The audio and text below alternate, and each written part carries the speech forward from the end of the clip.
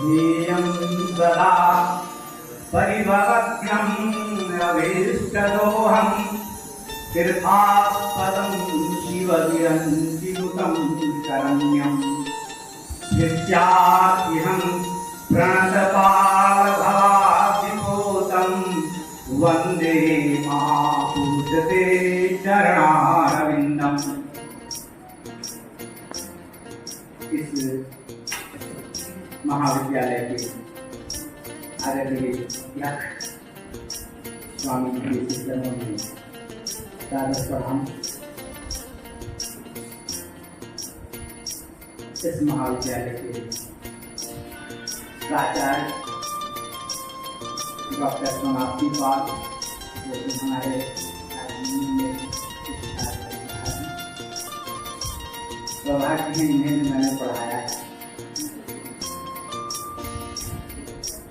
इस परिसर में विद्यालय अवस्थित है विवेकानंद को, इसकी प्राचार्य के सौभाग्य से हमारा सौभाग्य कि इन्हें भी हम पढ़ा रहे हैं। प्राचार्य होंगे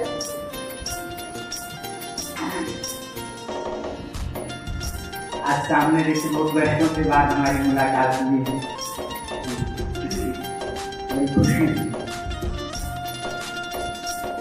इस महाविद्यालय के अपूर्णिया में आभार। SDM टीचर्स ट्रेनिंग कॉलेज के ऐसे ऊर्जावान और ऐसे प्रतिभाशाली नक्षत्र के रूप में निर्दिष्टमान हमारे डॉक्टर शशिकांत यादव सर साथ में बैठे। कुछ हमारे विद्यार्थी अभी शिक्षक तो मुझे बड़ा गौरव होता है कि अच्छा ईश्वर ने अच्छा संजोग लगाया था कि हमने इन्हें पढ़ाया। सामने बैठे हैं अमित, ये विद्यार्थी तो प्रिया, गोपाल, ये तो प्रमोद, विवेकानंद, इस तरह कई जो अभी शिक्षक हैं।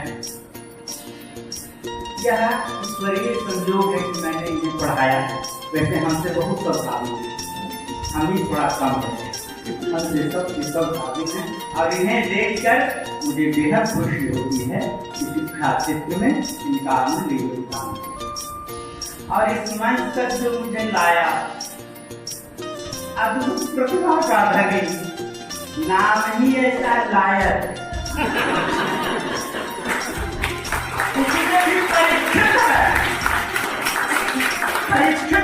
परीक्षित शब्द का निर्माण जो है भागवत में हुआ। भगवान कृष्ण ने इस शब्द की उत्पत्ति कि जिसका परीक्षण तुम नारायण किया हो उसका नाम परीक्षित है।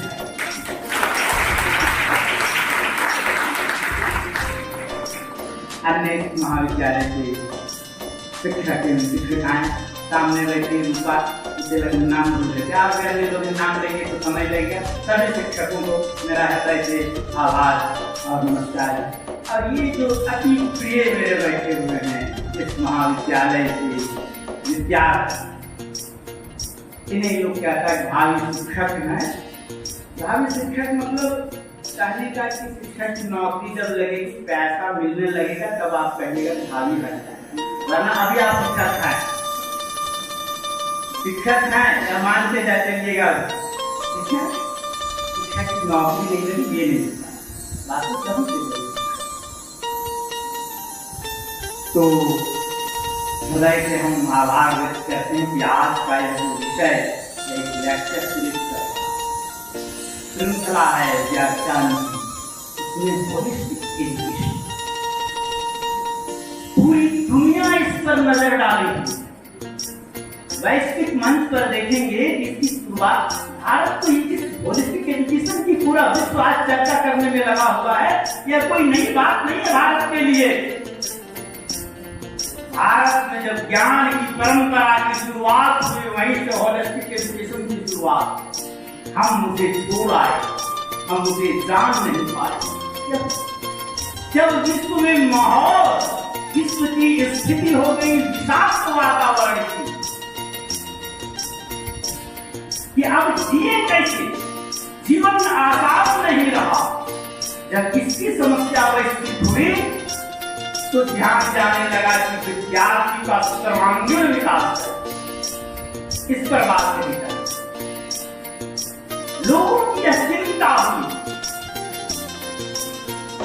कि बंद कमरे में दम घुट जाती है, बंद कमरे में दम घुट जाती है और खिड़कियां खोलो तो जहरीली हवा आती है। मरना तो बोलो।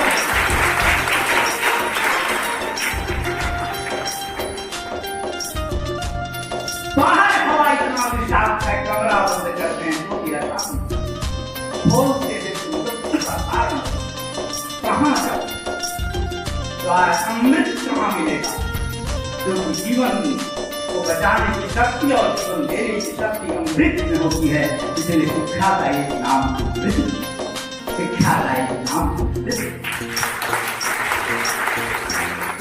यह पौराणिक कथा सुनने के लिए समुद्र मंथन हुआ, उससे अमृत निकला।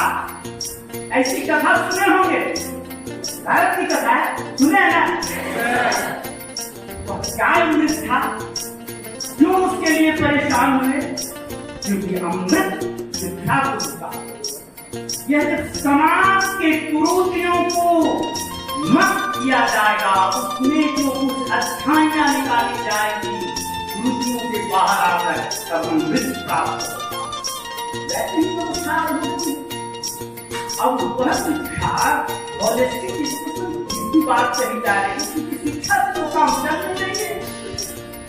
अगर देखा जाए तो भारत में शिक्षा का स्तर स्वतंत्रता को बात कर दीजिए छोड़, तो इसके बाद तो पढ़ते ही कम हैं, लेकिन समस्याएं कहाँ कम हो रही हैं?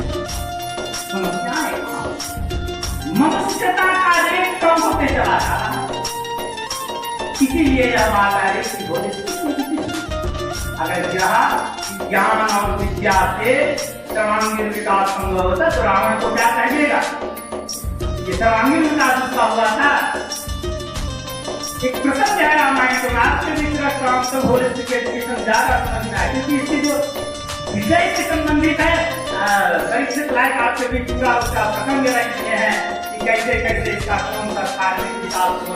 मैं किताबी बात में आपके बीच नहीं रख रहा हूँ, लेकिन मूल जो चीजें होलिस्टिक एजुकेशन सर्वांगीण विकास कि रावण की शिक्षा अगर अभी के समय चिन्ह देखेंगे तो उसकी बराबरी में कोई नहीं। फिर भी सर्वांगीण विकास अगर माना जाए तो फिर उसे उसके नाश से संबंधित क्यों बात आती है? राम रावण युद्ध चल रहा था तो एक समय ऐसा आया कि उसका एक भाई है, उसका नाम कुंभकर्ण है। नाम सुने है ना? तो कुंभकर्ण से मदद लेने के लिए रावण ने इच्छा जाहिर किया कि अब तो सब मारा जा रहा है, कुंभकर्ण मेरा भाई बड़ा शक्तिशाली है, उसे जगाते हैं, क्योंकि उसे सोने की आदत थी।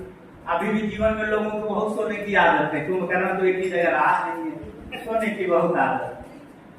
जगता है, कोई सदकार्य में, कोई खराब काम में जगता, उसे खराब काम के लिए जगाया जा रहा था कि राम से युद्ध करना है।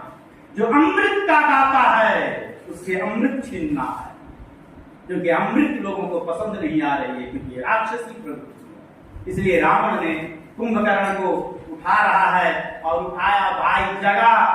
कुंभकर्ण को पूछा अपने भाई से हुआ क्या है, कौन सी ऐसी परेशानी हो गई है जो मुझे याद किए जगाना पड़ा। रावण ने कहा देखो बड़ा देश जो हमारा है, बड़ा स्थिति खराब चल रही है, युद्ध चल रहा है, राम अटैक कर चुके हैं श्रीलंका पर और तुम जगोगे नहीं, सोए हुए हो। बोला राम? कौन सा राम?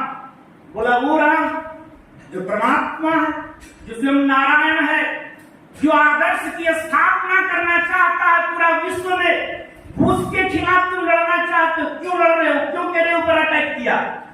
तो ऐसा आदमी है नहीं, वो तो अच्छे आदमी है, राम तुम्हारे ऊपर क्यों? बोला नहीं, अच्छे आदमी तो हो तुम्हारी नजर में, वो अटैक कर दिया, क्यों? कुंभकर्ण ने पूछा कि तेरे ऊपर आक्रमण क्यों किया? बोला उसकी वाइफ को, उसकी बीवी को हम ले लिए। बोला तो अटैक करेगा? अरे किसी के प्यार को छीनोगे तो अटैक नहीं करेगा। और उसी में भी धर्म पत्नी भारतीय वाङ्मय में अगर देखेंगे इससे बड़ा स्थान नहीं कोई। धर्म पत्नी सर्वोपरि स्थान, सभी से भी ऊपर का स्थान होता है, क्योंकि सर्वांगिनी है, इसे अर्धांगिनी नहीं कहा जाता। मनुष्य का संपूर्णता तब होती है जब उसके साथ अर्धांगिनी। तो कुंभकर्ण ने पूछा क्यों ले आए उसको, तुम्हें क्या कमी थी, तुम सीता का हरण क्यों किया? बोला कि कर लिए तो कर लिए, लेकिन अब लड़ो मेरे तरफ से। बोले कि तो देखो भाई, सज्जन आदमी जो शुरू में होता है ना, राक्षस तो था लेकिन भाई का हित चाह रहा था, कहा कि सुनो उसको वापस कर दो, क्यों परेशान कर रहे हो, दे दो राम को, उसकी अमानत है, उसे वापस कर दो, उनकी पत्नी है, तुम क्यों उस पर कुदृष्टि डाले हुए हो? फिर पूछा कि अच्छा बदलाव लाया कैसे तुम, जब इतना दूर कर ही लिया तो आप क्यों तुम हमको परेशान कर रहे हो? बोला नहीं, उसका दुख नहीं है, युद्ध इसलिए हो गया ना कि सीता अब हमसे प्यार नहीं करती। समस्या इसलिए युद्ध की, सीता को तो ले आए। सीता का अर्थ होता है शांति, और शांति प्यार ऐसे नहीं करता, शांति से प्यार होता ही नहीं, क्योंकि शांति तो वही होता है जहां अमृत होती है। विश्व में शांति मिलेगी, विश्व में शांति, तो सीता प्यार करेगी रावण से। तो रावण इसलिए परेशान है कि सीता हमें अपना दे, इसलिए परेशान है, और किसी की परेशानी। तो बोला कि तुम किस तरह से लाए, सीता को कहीं और हो कि वहां तुम लाया कैसे, राम को तुमको लाने देते नहीं। बोला चुपके से लाए। बोला कैसे चुपके से लाया? बोला रे रूप रंग बदल लिए, क्योंकि मेरे पास तो शिक्षा की कैपेसिटी है ना, हम कोई भी रूप रंग बना लेते हैं। बोला अच्छा तो क्या बनाया था रूप? बोला साधु का रूप बना लिए। बोला अच्छा तो क्या हुआ? बोला भिक्षाटन के लिए गए, और जब वो बाहर आई तो लेकर हो गए, अब किए क्या? बोला अच्छा जब इतना दूर खराब कर ही लिए हो तो आगे वो काम खराब कर लो। बोला क्या? बोला कि सीता को जबरदस्ती ले लो। बोला वो संभव ही नहीं है हमसे। बोला संभव नहीं है, क्यों संभव नहीं है? शिक्षा व्यवस्था पर मैं आप प्रकाश डालता। तो बोला ऐसा करो, जब तुम रूप धारण ही करते हो तो तुम राम का रूप धारण ही कर लो। जब साधु का रूप धारण कर लिया चोरी करने में, तो उसे प्यार करने में तुम राम का रूप धारण कर लो, और राम बन के सीता के सामने चल जाओ, तुम्हें स्वीकार कर लेंगे सीता। बोला ये तो बात तुम ठीक ही बोला, ये भी हम प्रयास करके देखे हैं। जब भी मैं राम का रूप धारण करता हूं, मुझे उस सीता में अपनी माता का चरण दिखने लगता। जब भी मैं राम बनता हूं तो सीता उसी लगती है, उसमें जो मातृत्व वात्सल्यता नजर आने लगती है। ये कौन सा राम का चरित्र है? ये होलिस्टिक एजुकेशन।